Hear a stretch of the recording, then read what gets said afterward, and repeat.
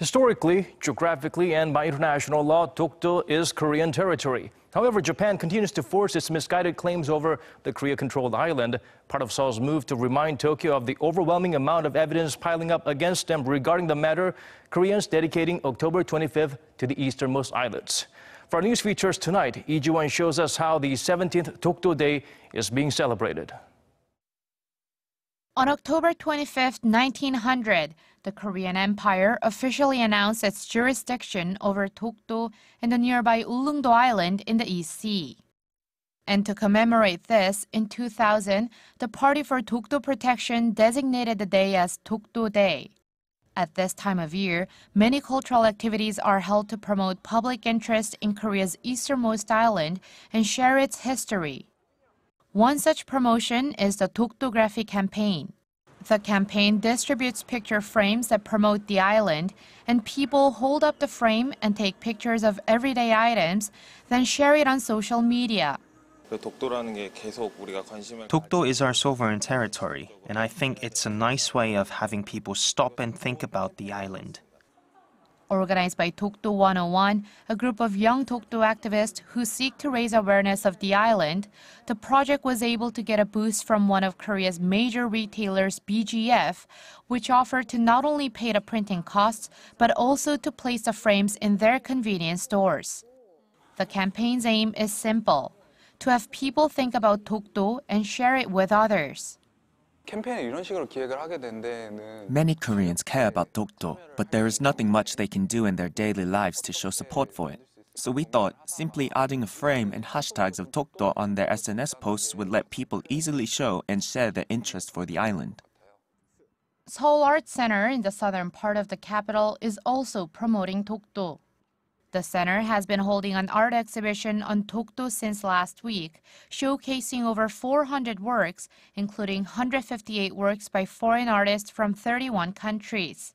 From paintings to calligraphies, artists depicted their views and insight of the island, whether it be Dokdo's natural beauty or the historical significance it holds to Koreans. I didn't know about this island in Korea's easternmost region, but looking at the exhibition taught me a lot about it. It holds a very symbolic value to the Koreans, and I think it's quite amusing and interesting.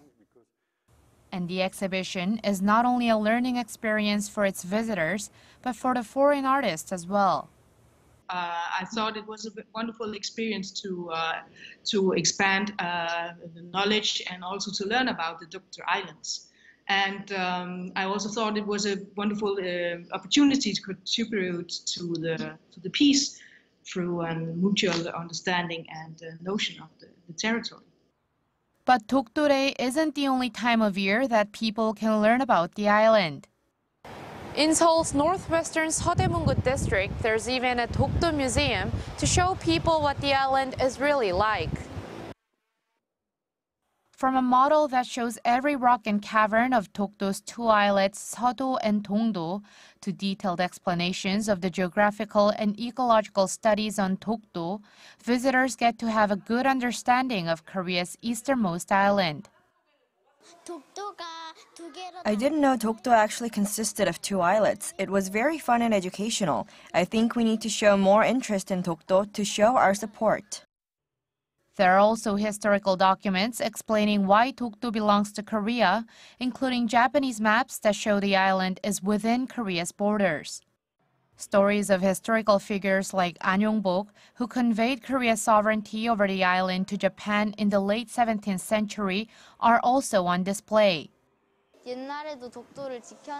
I was surprised that there were efforts to protect our territory even from centuries ago. I want to go to Dokdo and see its beauty myself and meet the residents too. Amid Japan's continuous claims over the island, many experts say such efforts to promote the correct history of Dokdo are very much needed. It was only when Japan colonized Korea in the early 20th century that it took control of Korean territory, and Dokdo was no exception. But after surrendering in World War II, Japan returned Korea's independence and the annexed islands, including Dokdo. Thus, the island has much meaning on Korea's liberation and sovereignty. Although Dokdo Day only comes around once a year, Dokdo activists hope their efforts raise awareness of Korea's easternmost island all year round. 이지원, 아리랑 뉴스.